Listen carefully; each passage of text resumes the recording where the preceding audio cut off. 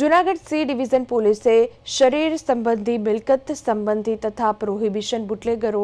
સહિતના અસામાજિક તત્વો સામે કડક કાર્યવાહી હાથ ધરી દીધી છે, જેના ભાગરૂપે જૂનાગઢ શહેર પોલીસ સ્ટેશન વિસ્તારના લિસ્ટેડ પ્રોહિબિશન ગુનેગારો કમલેશ લખમણભાઈ રાડા તથા અલ્પેશ